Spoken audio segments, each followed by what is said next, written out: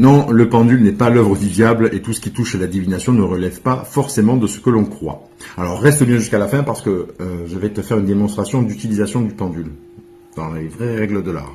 Alors j'ai eu ce débat récemment et très vite ça devient c'est interdit, c'est dangereux, c'est le diable. Alors même quand je pose des questions utiles, même quand je donne des explications claires, même quand j'argumente et même quand j'apporte des contradictions, personne ne me répond. Non, on tourne en rond, on cherche à me ridiculiser, bref, quelque chose de classique en soi. Mais à un moment donné, le dialogue ne peut pas être dans un seul sens avec des gens qui sont totalement fermés. Mais toi, si tu es encore en train d'écouter, c'est que tu sens qu'il y a quelque chose de plus fin que ça. Et effectivement, tu as raison. Un pendule, dans la majorité des cas, fonctionne par micro-mouvements inconscients. Ton corps capte, ton système nerveux réagit et ça bouge. Alors ce n'est pas une entité qui prend le contrôle, ce n'est pas des guides, ce n'est pas l'âme d'un défunt non plus. D'accord ? Dans la tradition chrétienne, il y a une limite très claire d'ailleurs. Une âme ne vient pas posséder la matière, ni une personne, ni un objet, ni un être vivant, quel qu'il soit. Et donc tout ce qui relève de manifestation dans la matière, objet qui bouge, lumière qui vacille, spiritisme, eh bien, ce n'est pas ce que beaucoup de gens imaginent. C'est beaucoup plus sombre que ça. Donc, bref, pour en revenir au pendule, ce qui se passe ici est beaucoup plus simple et reste bien jusqu'à la fin pour la démonstration. C'est ton propre ressenti que tu n'écoutes pas toujours. Ces outils créent un espace de silence intérieur et un espace aussi de silence mental. Et dans ce silence, eh bien, quelque chose peut émerger. Quelque chose de subtil, quelque chose d'inconscient. C'est ton inconscient, ton intuition, c'est quelque chose de plus profond que tu ne sais pas encore nommer. C'est ce que moi j'appelle le divin intérieur, parce que tu te reconnectes à ta propre source. Oui. Dans la tradition chrétienne, on parle de discernement, d'une conscience éclairée. Alors Dieu peut toucher l'homme, mais tout ce qui se passe en l'homme n'est pas forcément de Dieu. En fonction de ton état intérieur, psychologique, émotionnel, physique, eh bien ce que tu perçois peut être juste ou complètement déformé. C'est aussi ça le libre arbitre. C'est choisir l'état d'être dans lequel tu te tiens et dans lequel tu décides de rester et de pratiquer. Si tu es fort intérieurement, rien ne peut vraiment t'atteindre extérieurement. C'est ça aussi avoir la foi.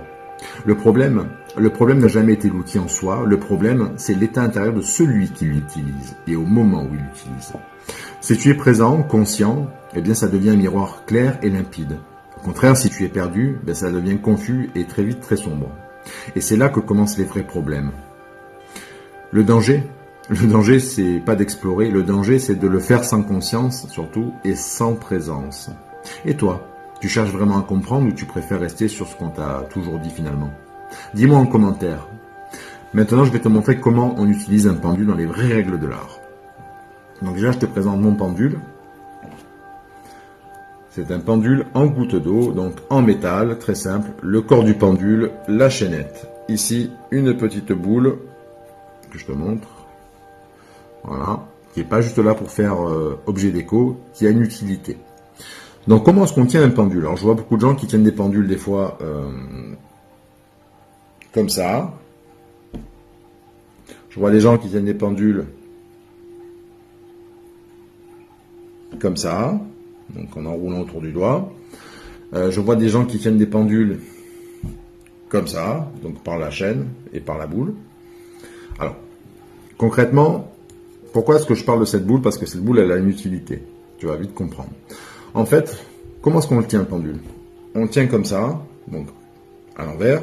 On vient ici avec sa main dominante prendre la chaînette entre l'auriculaire et l'annulaire, fermer, tirer et bloquer au niveau de la boule. Ok, que ce soit bien bloqué. Après, on retourne. Ok, là tu vois, le pendule, il tient bien, il tient dans ma main, il est bloqué totalement ici entre l'annulaire et l'auriculaire. Super. Pourquoi est-ce que c'est important de le mettre ici? Parce que c'est dans cette zone-là, ici entre l'annulaire et l'auriculaire, que le divin intérieur va se manifester, que ton inconscient va décider d'interagir. C'est-à-dire que c'est la zone où les micro-vibrations vont se faire le plus fortement. Ok? Donc, quand tu fais le vide mentalement, quand tu fais le vide consciemment, eh bien ton inconscient, tu lui laisses la place, donc ton divin intérieur, pour qu'il puisse se manifester à travers des micro-vibrations donc dans ton corps, dans ton bras, jusqu'à cette zone précise, qui va venir se répercuter dans la petite boule, dans la chaînette, descendre jusqu'au corps du pendule, et donc donner un sens de rotation au pendule, dans le sens des aiguilles d'une montre ou dans le sens inverse. Ça, c'est pour l'explication. Maintenant, comme tu as vu, je le tiens comme ceci, mais pas que. C'est-à-dire que quand j'en suis là, en fait, là, on va le retourner. Je viens positionner l'excédent de chaîne, si j'ai envie, dans le creux de la main. Ok, c'est toi qui décides de la longueur de ton pendule, plus ou moins court, plus ou moins long. Ça n'a aucun impact. C'est le ressenti. Ensuite, tu viens fermer ta main. Ok, donc là, j'ai fermé ma main. Je retourne. Ici, tu vois que la boule, c'est un peu détendue. Je la repositionne à l'intérieur bien comme il faut. Vraiment bien la bloquer. Et là, en fait, je viens pincer. Ok. Alors, légèrement, je pince pas non plus en forçant dessus de trop parce que ça sert à rien. Si tu mets de la contraction dans le pendule, eh bien, en fait, tu te crispes et donc tu n'es plus dans un état de lâcher prise. Tu n'es plus dans un état d'accueil de l'inconscient, donc du divin intérieur. Tu es plutôt dans un état de contrôle. Et ça fonctionne pas. Ok, c'est pour ça qu'au début de la vidéo, je te dis, la plupart du temps, c'est ton inconscient qui agit à travers le pendule. Ok, c'est parce que des fois, tu peux avoir aussi une part de conscient qui veut contrôler et donc qui influence aussi le pendule. Donc une fois que tu es totalement détendu, que tu as mis ici la petite boule, la petite sphère bloquée entre l'annulaire et l'auriculaire, tu donnes la longueur que tu veux à ton pendule, ici, donc tu serres pas trop, ok, juste tu pinces.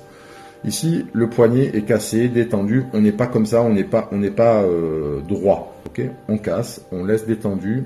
Donc, les doigts détendus, le poignet détendu, l'épaule détendue, baissée, le coude en bas aussi. Et après, tu peux soit rester comme ça, ok, détendu, soit poser ton coude sur un support. Ça n'a pas d'importance. Ici, je vais le faire avec le coude posé sur un support.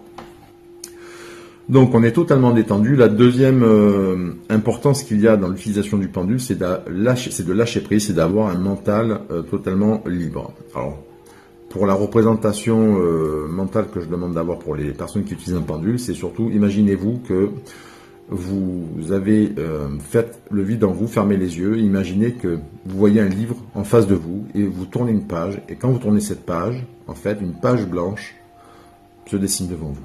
Ok ? Pour évacuer les idées qui peuvent survenir.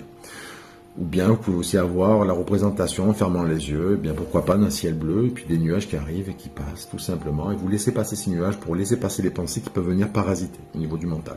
Ok ?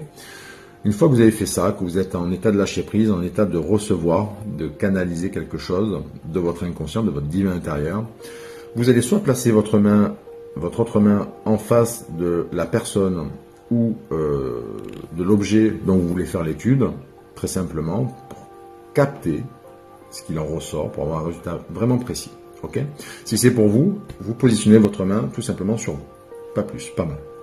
Et là, vous posez des questions simples. Donc, par exemple, je vais poser la question, même si je connais la réponse, évidemment.